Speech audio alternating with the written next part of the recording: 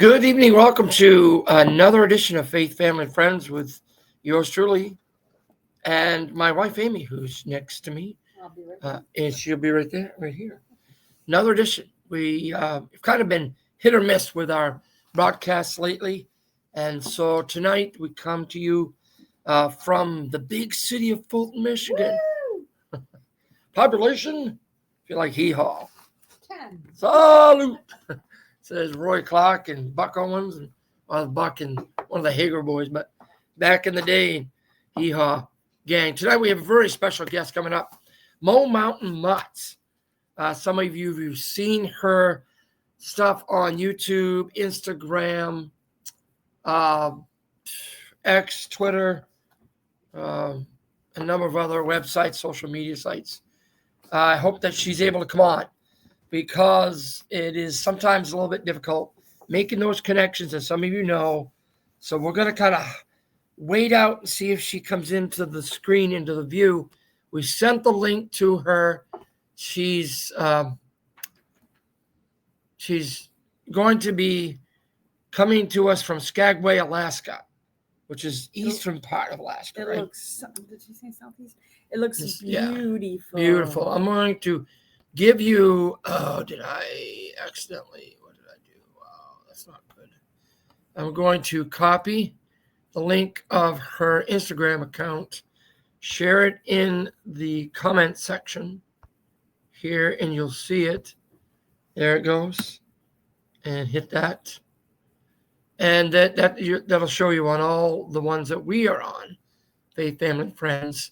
That was Instagram, right? Now I'll share with you the YouTube.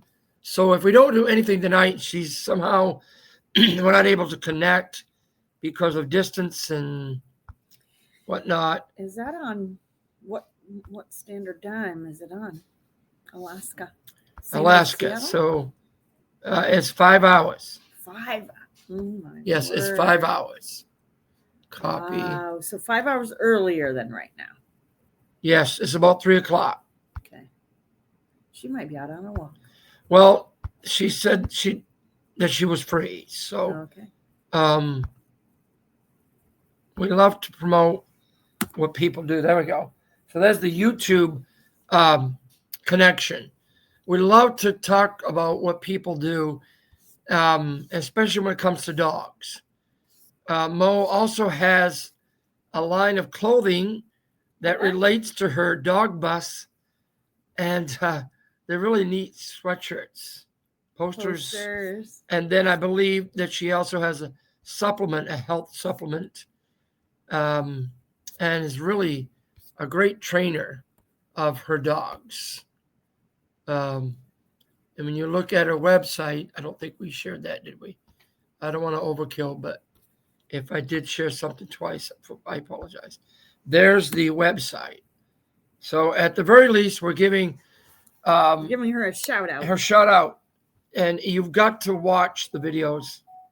They're incredible. Can you check my phone? Mm-hmm, sure. We do have a couple of other guests coming up that we hope to connect to, or with anyway. Stephanie Luce from down East Maine. Yay. She, maybe you could bring the wreath in and show the folks after, see if that's her on there. Not Stephanie, but Mo from Mo Mountain Mutts. She has actually, I don't know how many, 65,000 followers and over 4 million views of that dog bus. It's just the most fascinating thing, how those dogs get in on that bus. But back to our hopefully our future interview this week, maybe next week at the latest. Stephanie Luce, she is the owner and operator of Bessie Ridge Wreaths in down East Maine, main home of the double-sided wreaths. Mm-hmm. I never grew up knowing there was any such a thing as anything but a double-sided wreath. Watching my mother and my sister, my aunts, making those wreaths, and I brought the tips in, unloaded them into the basement, and watched the deft fingers and hands of my mother and all the women folk in the factories around Washington County form those beautiful wreaths of fir tips brought in by the men folk from the forests and woods of down East Maine. Beautiful balsam smell, So we're going to try to have her on, but my wife's going to go and grab the wreath that we ordered from her this week. There's some bigger companies that down East Maine that offer quality products in relation to holiday wreaths and centerpieces, but there's also some smaller cottage businesses like Bessie Ridge Wreaths and some others that we'd love to highlight. So we bought our wreath from Stephanie this year, and hopefully we'll have her show you how a real wreath is made. I bet you were wondering how that happens here in Midwest and Michigan. And then also, if you are familiar with Bruce Cameron, okay, and there she is. Okay. I'm gonna let her know.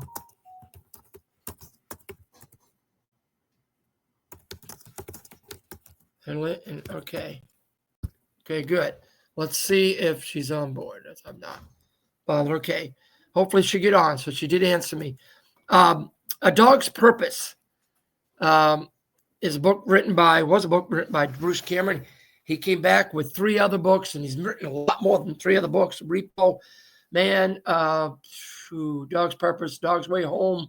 We've interviewed Bruce a number of times on the radio back in Maine. And we also had him on our video broadcast, Faith, Family, Friends. Bring it over here. And we're going to have his wife on pretty soon. But look at this wreath that Stephanie made from Bessie Ridge Wreaths in Down East Maine. It's a beautiful piece. And you've got balsam here. Okay. Smells Smell so it. great. Yep. We've got cedar. We've got real genuine pine cones. The berries aren't real, but the bowl is real. Beautiful. Yeah, and double-sided, Double-sided. which is the way any wreath ought to be made. So there's Mo. We're going to bring her on now. Okay. How you doing, Mo? Good. Sorry, my computer wanted to do some updates before it. All right. That happens sometimes at the least expected time, but we're glad we finally made connection with you. It was okay because we gave an update. I've got a dog that's going crazy. If you can hear her playing with her toy, this is one of our 3 dogs. She's a rescue. So she just loves that attention. I have a cat right here. He's about to walk probably in front of the screen. So despite the fact that you train your animals, there's always a stray one. Boy, beautiful cat. Oh, yeah. We're cat lovers too. Oh, beautiful. Is that a coon cat? He's just a tabby cat. He might have some Egyptian Mau in there, but he's our 14-year-old cat. Wow. My husband and I have had him since he was a little tiny kitty that could fit inside your slipper. He's a good sized cat. Wow. He's huge. He's really big. That's great. Well, we love dogs, and you are probably the 6th interview relating to dogs. I was just sharing with the folks as we were updating people with our upcoming interviews. We've had Bruce Cameron from A Dog's Purpose. We've had Mike Lalasich from Buddy and Me out of Canada. And we had the owner of the dog that greeted people at the Boston Marathon.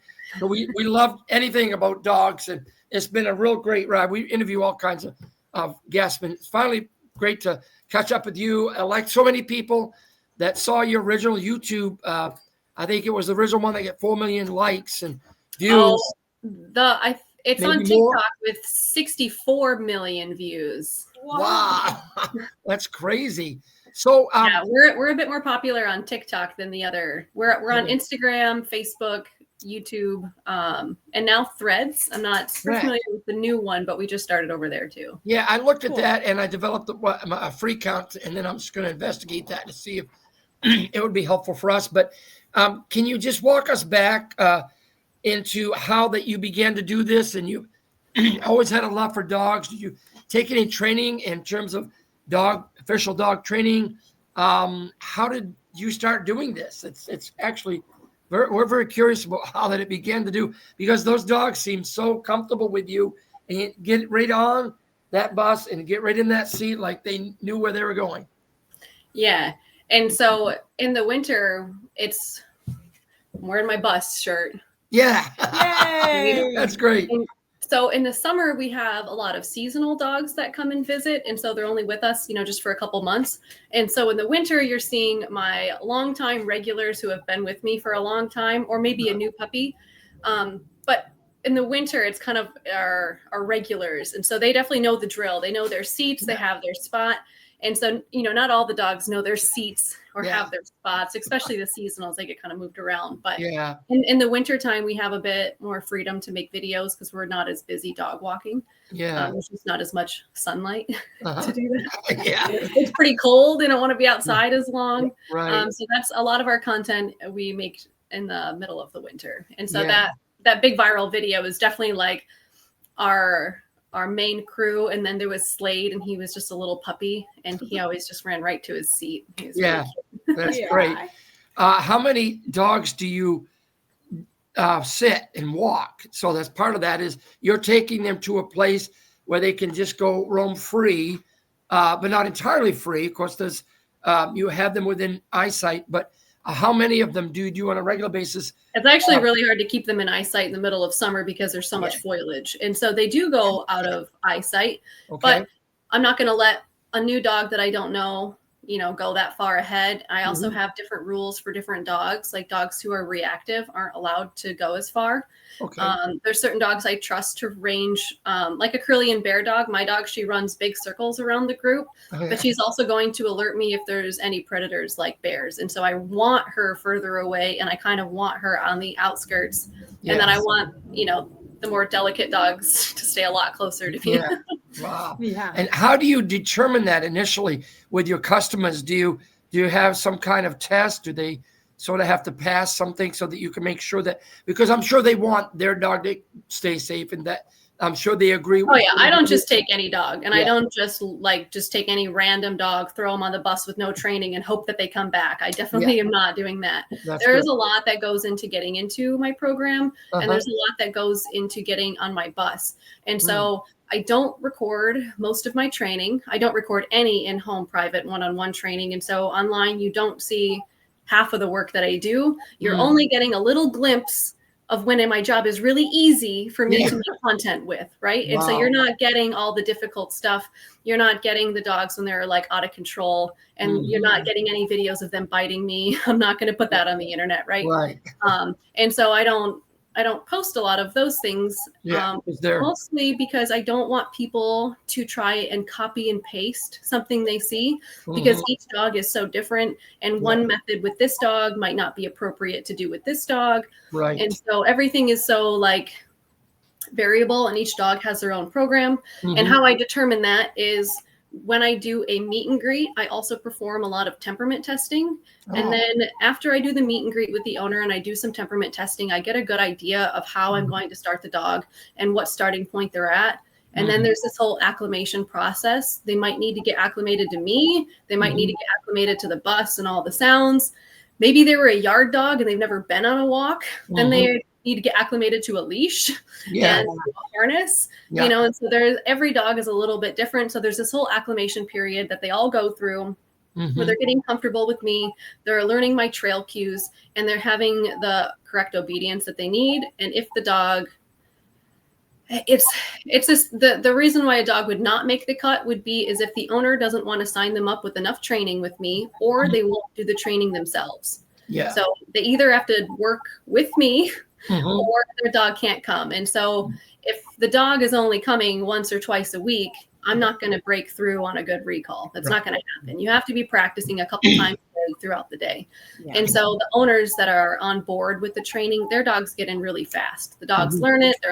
They're in the pack, within 3 weeks tops. Yeah. A dog whose owner is not on board with the training and not putting in any work, and they're hoping that the dog just figures it out with me, they could take half of a year to figure it out. So every dog is kind of at their own pace and their own, That makes sense. their own thing. Well, I'm sure it's like human beings. There's so much variety, and we don't really assume that with dogs. We think they're all the same in a sense, in a generalized sense.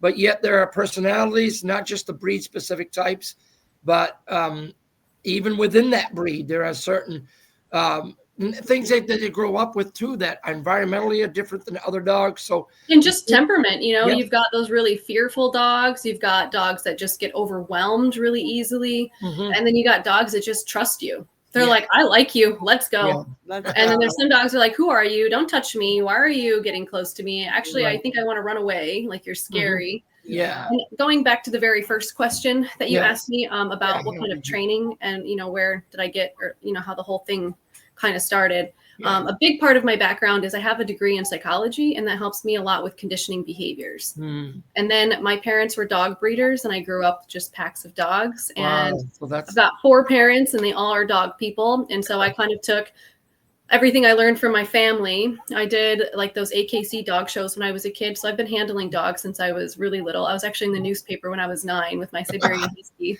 Nice. And so I've been handling dogs for as long as I can remember. Wow. I don't remember not having dogs. Hmm. And then I went to school for psychology, and then I just have a lot of experience in my field of handling different dogs. I try to go to seminars when I can or learn from other people. There's lots of resources online now too. Mhm. And so I just kind of take everything from everybody that I like and use what's useful for me Yes. and apply it to my program. Do you espouse or just subscribe to the I don't know if it's a maxim that's going out there, but I think I've heard something to the effect of there's no such thing as a bad dog.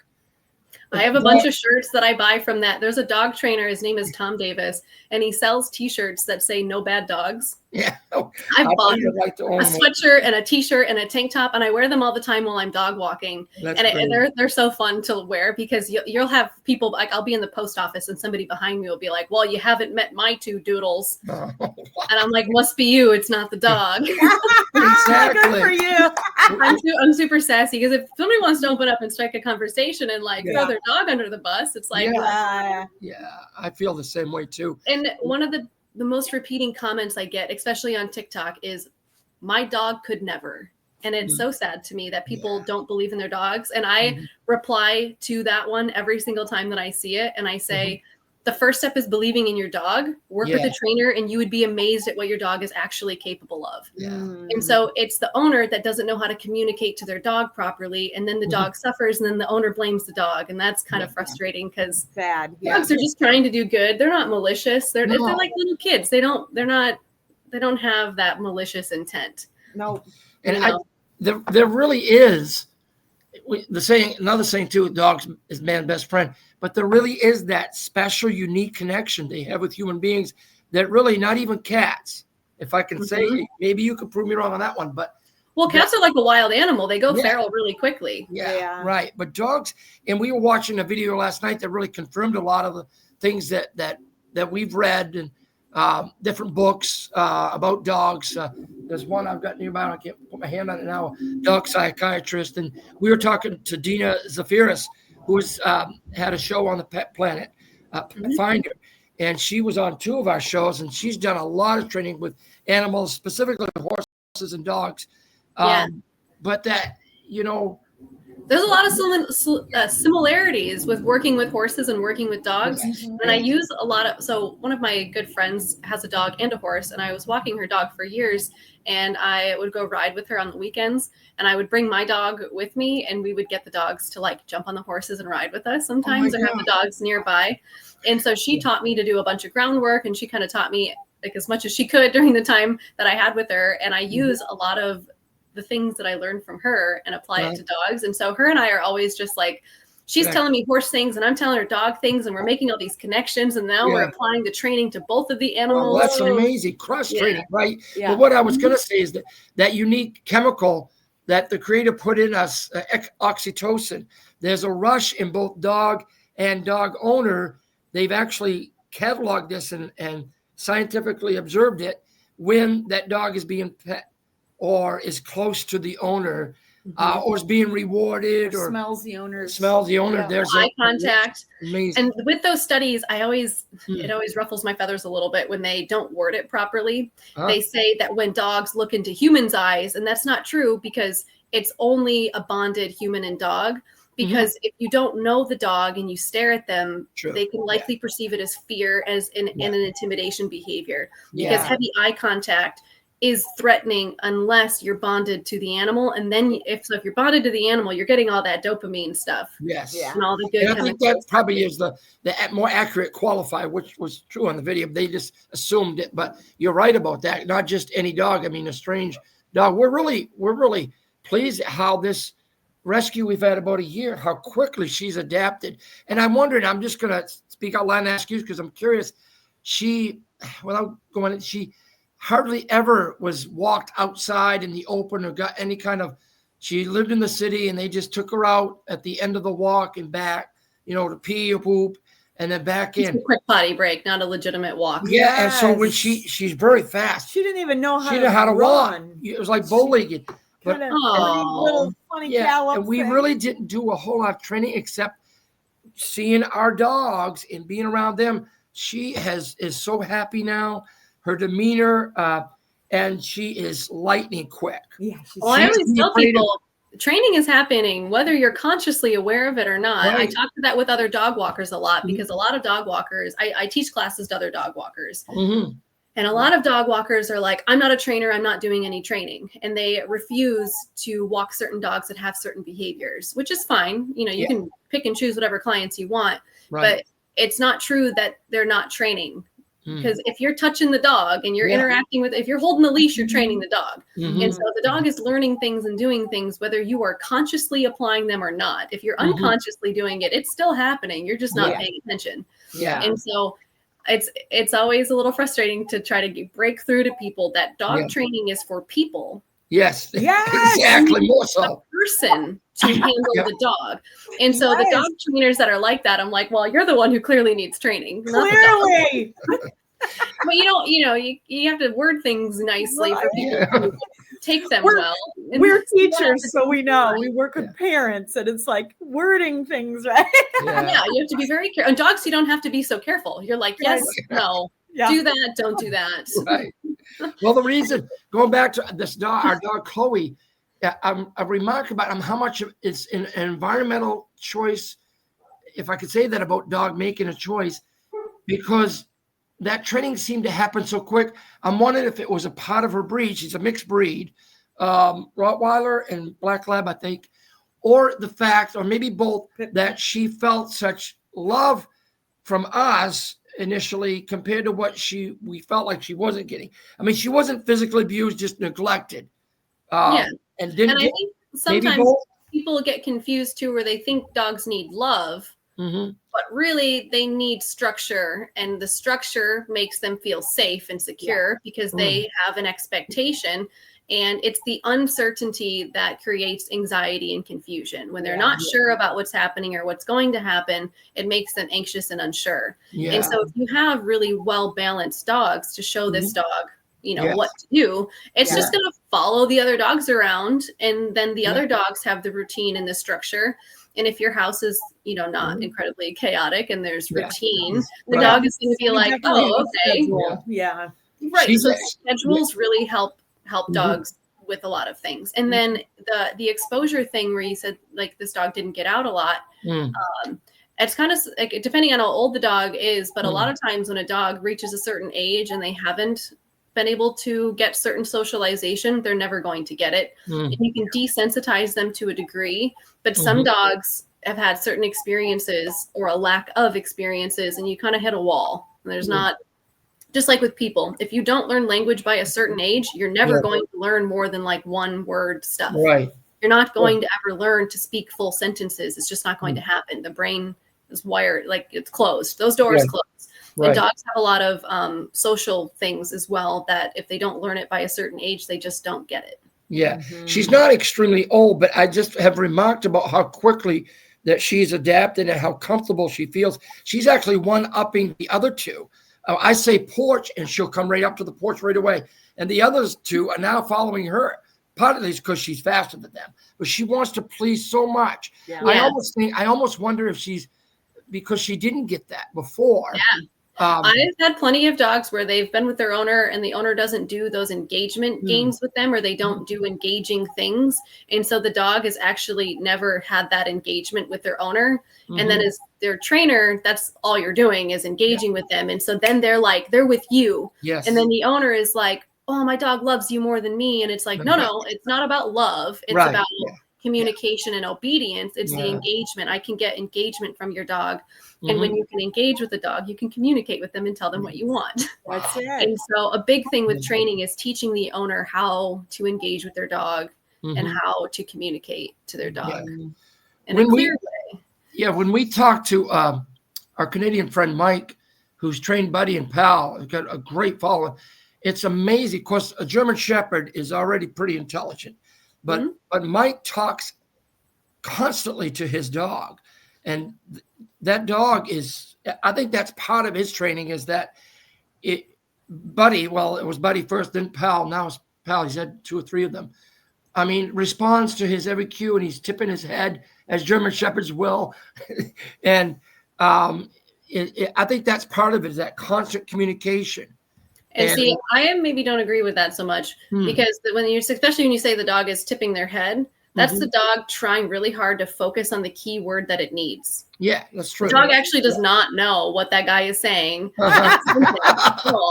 It's like teaching a dog to release on a certain word, and you're teaching the dog that the other words are nonsense. And so that's when people play those games where they're like, stay, and then they practice saying other words like cake or balloon. Free, and then the dog goes. Like the dog is just like waiting for the one word that it knows, and so it's trying really hard to focus. And so German Shepherds are intelligent dogs. They're not the best at anything, but they're very well rounded in multiple things. They're the dog who classes in multiple categories, but they're not the best in any of those categories. They're just kind of a well balanced herding dog. Dogs who are really anxious and you talk to them a lot, it creates more anxiety and more confusion, and it actually really muddies your obedience. And so I would say that talking, sure, that dog is able to decipher his owner because he's used to him. But I wouldn't recommend or even suggest, like, I guess, talking like that.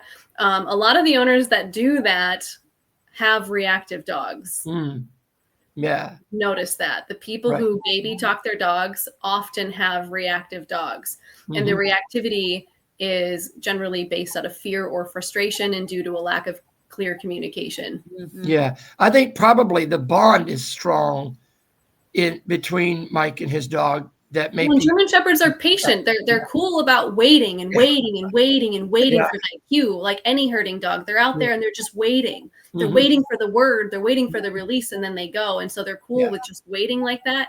Other dogs might like pace and be like, I don't know what this is. And so a lot of times when I'm working with people, I actually try to get them to just like not talk. Don't talk to your dog and just use your body and the leash, because a dog who's overwhelmed can't focus when you're making a lot of noise. Make it more simple so that they can understand that certain words, right? Because they're not listening to what you say. They're listening to the vocal fluctuation. They're not listening. They don't speak English. They're listening for the tone. And so you could say, you're so stupid. What a dum-dum. And they would wag their tail because it generally that tone means something good. Well, and so they're not listening. They're listening. And a lot of people don't realize either. They're not listening to the word at all. And I can usually demonstrate this in training by having the person not say anything and just move their body as if they were talking, and the dog responds to their body movements. It's actually the way you move your hand. It's actually the footstep you take forward. It's actually the way that you lean is actually what the dog is waiting for. They're not actually listening to you at all. Other exceptions, we watched again. I was aware and saw this a couple years ago. The border collie who can identify over 1,000 of her stuffed animals. I've seen that. Now, how do you explain that?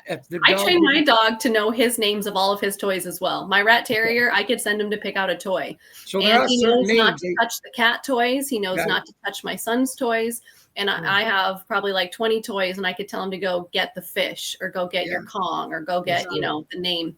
And that's just the exact same training as teaching a dog what sit means. Sit means move your body this way. This word means this object. My dog knows that I can say, go find Lee, go find Vern, and Lee could say, go find Mo. And my dog knows we're going to go find that person. That's awesome. And then once the dog understands the game and they understand, like, okay, when we do this in this context with these toys, I'm going to learn a new word. My owner is now teaching me something new.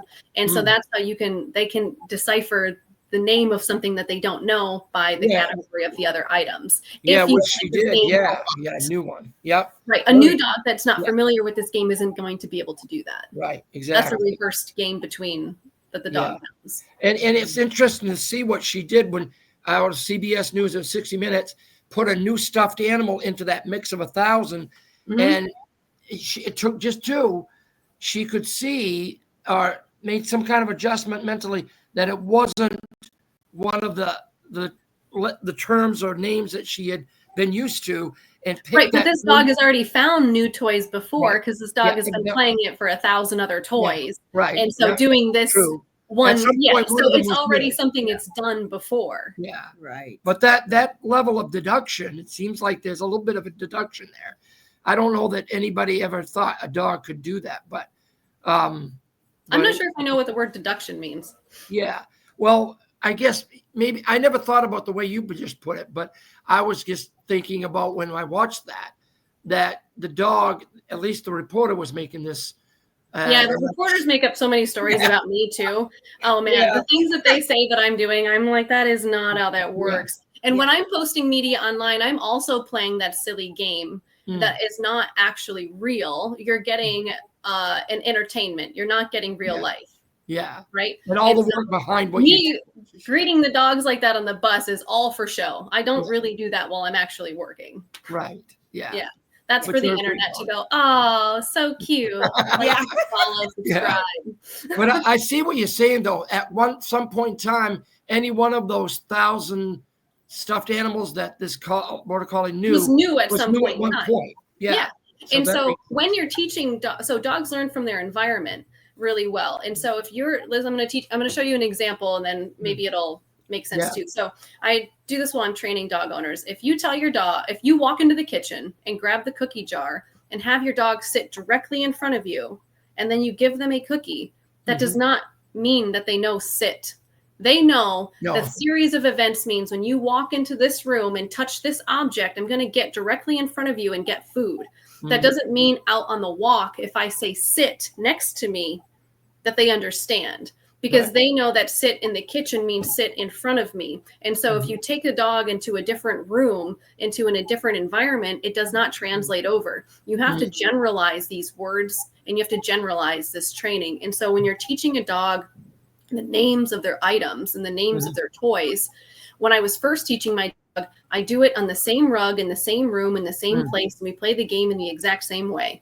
Over and over and over again until the dog generalizes the game. Yeah. Once the dog generalizes the game, I can move it to a different room. Once I move to a different room, the dog starts to generalize it even more. The more rooms you move and the more toys you add in, the more the dog generalizes the concept. Once you've been able to move to any different room and have any different toy, the dog now understands in a whole picture what it is. And so that's how you can teach them the new toy, because they're generalized by the room and the association of the game, that they can figure it out. As long as you're consistent and leave those. And they can like put together multiple tricks in a row. Like you can teach them like a whole agility, of course. And the only way you can do that is by having marker words. So if a dog has a marker, they know that they're still looking, or they're still continuing the trick until the end, and then they get their payment. So they will do multiple tricks, multiple things. But you have to slowly build them up for that. Like recall is a multiple step process trick. It's stop what you're doing, run to me, and then perform a behavior until I say not to, which is come, sit, stay, and then the release word to have that formal recall. And so you have to teach it backwards, and then you have to generalize it in all these different environments for them to actually fully understand what the recall is. Wow. And a dog who has generalized multiple tricks generalizes things a lot faster because they're already generalizing. Yeah, it's the same skill that they're using. Right. And so the brain, when it has a pattern in the brain, it can hit it really fast. A new path, you're like clearing away, you're chopping your way through. Right. And once the path is made, it's a lot easier to walk that path. Do you have a favorite species or breed of dogs, or it's hard to pick one? For myself or as a client? Well, I don't want the personal opinion. Yeah.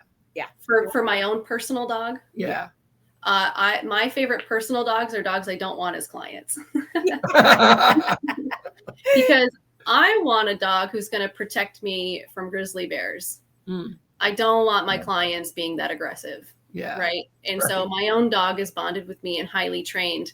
And I don't need, it's hard to have an aggressive dog in pack walks. right? A Mhm. dog who's notoriously bred for aggression does Mhm. not generally get along with strangers entering their house Yeah. and putting them with a bunch of other dogs. Right. And so my dog has generalized the routine of meeting new dogs because I do the same thing in the Mhm. same place with. Yeah. And so my curly and bear dog, that is notorious. Curly and bear dogs are notorious for being dog to dog aggressive. Mhm. And so I really have to watch her, and her obedience has to be top notch. Yeah. But it's what I do for a living, and so she's outside all day long, and so she exerts the energy that she needs. But having Right.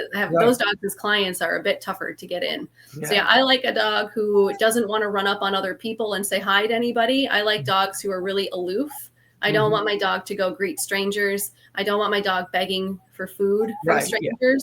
I don't like dogs that are. I like my clients to be food motivated because I can just teach them with food, right? Yeah. I want my dog to not beg from other people or not bother other people and Yeah. just kind of be aloof and mind its own business and follow me around, but range enough. So I like dogs that are not too slobbery. So I don't like dogs that have the big jowls. Yeah. I don't like dogs with short noses because they can't breathe well. They can't do all the high level activities that I like to do. Mhm. And I like dogs that are really easy to groom. I love training poodles, but I would never own one because I don't have the time or the energy to groom them. Wow. I like a dog who doesn't shed as much. So I kind of liked the seasonal shedding, like huskies. They just blow their coat. I know people think huskies are high shedders, but they're going to lose their winter coat. And if you know how to blow them out, or you send them to the groomer to get their blowout, it's really not that. That's It kind cool of just stuff. comes out in chunks and then it's done. Mhm. Where like those hunting dogs, like pointers, they just shed continuously all the time, those little short hairs. Yeah. Yeah. So I'm like, I want a coat that's easy to clean. I Yeah. want a high energy dog that wants to do things for hours on end, that can breathe well and jump and swim and do like pull my kid on a sled. I like those. Yeah. I want the That's high good. energy, like really obnoxious dogs that if they're not trained well, they'll eat your house apart.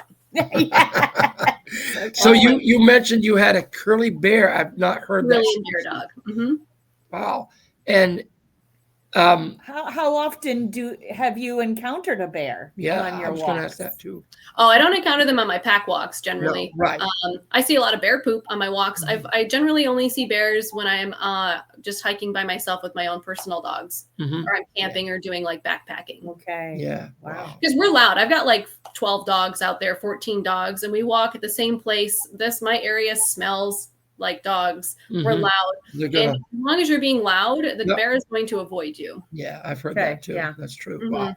A bear So- does not want to run into 14 dogs. No, no, you don't want to deal with that. No, they don't want that. They're Wow. going to hear us come in. And when it's really windy, I do everything that I should do to make myself known. I'm really loud. And so if it's kind of windy or I think we could be coming around a tight corner, I'm just loud. Let's go this way. Come on Yeah. over here. Well, I'm that- blowing my whistle. Like Yeah. you can hear me from so far away. Yeah. I'm also making myself known for other people so that other people don't run into me. Because if they hear me calling like Fido, Max, Echo, I'm calling all these names, they're going to be like, I don't know. Like maybe I should go somewhere else. There's something going on over there. Yeah. Yeah. Well, I know that there are exceptions to that. My family was chased by a female bear, a black bear in Maine years ago, and we were making all kinds of noise because we were fishing and being kids. And I think she was trying to protect her brood, and they can run. I don't know about grizzlies and brown bear. Grizzlies are faster. Yeah, they probably are. They seem to be more athletic. But my dad saved the day by lighting the whole meadow up in smoke with one match, and the bear turned on her heel. But I think she was being extremely protective, and they can smell. They can't see real well. There could have been a food source nearby. Mm-hmm. And so bears, the dangerous bears are bears who are habituated to people. Yes. Being habituated is not in itself dangerous, but a bear who is habituated and food conditioned is a very dangerous bear because they know that people have food and they want your food and they're not scared of you. And so they're going to come in and try to take your food or take your stuff. Which is probably not a good thing when tourists come up your way or in the Rockies or wherever and feed bear like they do, because I think it's not allowed here. You can't do that's you're not even supposed to leave your trash out until the morning of trash day. So you have to keep your trash inside. They'll find you, right? Yeah, I've heard. Yeah. That. Yeah. Wow. So, folks, we've had Mo Mountain Mutts on with us tonight. You can find her on what? YouTube, Instagram, TikTok, TikTok and Facebook, Threads. Facebook. We're on all of them. Yeah. And I noticed on your website, we shared all these before you came on, while your computer was updating. You sell supplements now. Yeah, we're the founder of Traits. This supplement yourself, and what does it do for dogs? I'm really big on hip and joint stuff. Okay. I have some clients and they started getting stiff and they're just not able to run around as much. And I've had 3 dogs start joint and hip supplements and completely 180 and get back to playing again. Like their joints don't bother them as much. So there's definitely something about like the glucosamine in the hip and joint that's like lubricating for your joints. And then the skin and coat one, there's been a couple dogs that have had I don't even know what we don't have a vet here. So this dog never went to the vet to get officially diagnosed, but he was having a bunch of little scabs all over his stomach. Okay. And after he was on the skin and coat, it cleared up. And probiotics, I feel like they're pretty standard probiotics. And same with there's a lot of different hip and joint and probiotics out there. And I've tried a bunch of different ones, but I like these ones in specific because they're a treat. I really get annoyed by the powders just because they get kind of dusty and dry. And so my personal dogs don't like the dust as much and they can be a little bit like Echo might turn her nose up at it or something, but they like the treats. And so this has just been like a good way to get those supplements in without it being annoying to give them to your dog and have to measure, it's just a treat. And then my dogs think they're getting a treat. And so you sell that and then you have those amazing t-shirts with some of the dogs on there. And hoodies and sweats. You got that one, yeah. And a tank top. I have a tank top on with the same thing. Puppy bust. That's cool. I love that one you talked about. I don't know if you sell that on your. We do, yeah. We sell sweatshirts, t-shirts, and a hat. Dog. Yeah, we'd have to check that out for sure. All you dog lovers out there, we have a number of our guests and people that watch our show that are dog lovers. My favorite product is about to come out. So I make calendars every single year, and I used to just make them for my clients and gift them to them for Christmas. This is back when I only had like 6 to 9 clients, and it could just be one dog on each page. But now there's so many dogs, it's like a full collage. And so I put the dogs' birthdays in there, and then I put pictures. You can see a bunch of the pictures have been on Instagram and stuff. So I try to pick like really beautiful backgrounds where they're all lined up really pretty, or a couple action shots, and then their birthdays are in there. And so I sell calendars. I'm actually going to finish them up after I get off here. I have to finish putting in the new dog's birthdays. That's great. So I'm sure they're good sellers. Wow. Well, it's been awesome talking to you. We want to stay in touch. Folks, look up Mo Mountain Mutts on Instagram, YouTube, Facebook, and TikTok, and the website itself. We had it up here. Mo Mountain. Yeah, we're MoMountainMutts.com. Everything is Mo Mountain Mutts. Yeah, that's great. Wow. I don't know how you do, because you have, I thought I saw a picture of you, a child in a stroller. Was that your child? Yeah. Future business runner, Vern. Yeah. And then you also work at a salon. Yeah, I don't know how you do it with all the dogs and all the training and I barely work in the salon now. I only work there like once a week now. Yeah. It's like I just can't let it go. Yeah, you gotta have a little release. I'm just hanging on because my best friend owns the salon, and I've been working with her for years, and we still do each other's hair. And then I just have like my close friends. I just kind of have a small handful. Yeah, we're the only. There's not a lot of. We're in a small town. There's just not a lot of options for stuff. So Skagway, how big is Skagway? I've always wondered. At the widest part of town, it's 5 streets wide. Yeah. Wow. So population-wise, because we live in a town of what? A couple hundred people. I'm never good with that question. It's probably bigger. It's a lot of people in the summer and then not very much in the winter.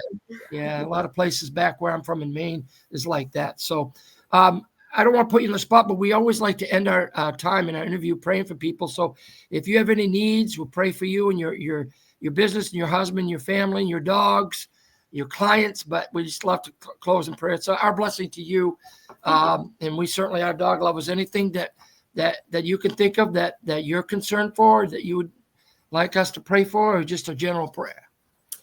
Well, just if we're talking about my dreams and growing the business, I would really like to find some property that I can work on so that I'm not just training out in public as much.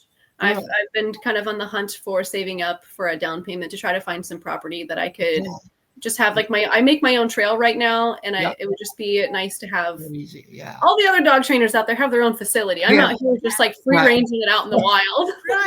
That's right. My next step up is to have my own property to be able to have awesome. and set up like an agility thing where people could like come and do agility on my property. Wow, that'd be great. There's not a dog park in this town or anything like that. We have really cool trails that are off leash friendly, but I don't go on them for business. So it would be, so we're just keeping an eye out for some. We will pray for you. And let's do that now. Okay. Amen. Mm-hmm. Father, thank you so much for this wonderful connection with Mo this evening. We've worked hard trying to work it out in her busy schedule, our busy schedule. And I just thank you so much for her love for dogs and for animals and for her clients and her family. I pray, Father, right now that, Lord, her dream to have her own place, a piece of property somewhere, Lord, that you would just drop it in her lap and it would all work out, Father God. Thank you so much for just leading her to have this avocation, a life's calling to help dogs, Lord, and to help other people understand themselves so they can be better owners of dogs, Lord. Thank you so much for your love. We praise you. We give you glory and ask again for a special blessing on Mo and her family, for prosperity, for goodness and blessing to follow her. Just open that door this week, even this week, Father, we pray. In Jesus' name, amen. Amen. Amen. God bless you, Mo. We'll stay in touch and let us know if you get that piece of property, and we'll keep checking back on some of your social media websites. Oh yeah, well, we would definitely celebrate on there of having our own. For sure. Mo it has to be another M. Mo Mountain. Mansion. Mountain Mansion. Yeah. Yeah, why not? I mean, Jesus talked about I go to this place, so for dogs. I just keep taking it and putting it back into the dogs. So when you asked me that first question, how did I start out? A lot of people don't know. I started out on my bicycle. Oh my word! I picked up dogs on my bike and did bike and hikes, and then I had this minivan. Yeah. And then, so I had to get a van when I started getting puppies, because you can't run puppies like that. It's not good for their joints. Yeah, right. Well, talking about their joints again. So it's not good for them to run. So I started using a minivan. And then this dog, she didn't want to get in the minivan, but she loved going on the dog walks. And I figured it out. She didn't want to sit next to the licky puppy. And so I got a different vehicle, and I had like those cages you can put in the back and like the netting so that they can't come up into the driver's seat. So she would sit like in the passenger seat, like shotgun, and then the puppies would be in the back. And then she got in no problem. And now I have the bus. So every dog has their own space and their own. I just keep trying to make the dogs more comfortable. Yeah. So the next comfort level is their own trail on their own. Yes. Their own trail, their own mansion, their own. From bike to mansion. Well, we'll be looking forward to that. Yeah. Well, thank you guys for having me. You're welcome. Have a good evening. Take care. Bye-bye. Bye.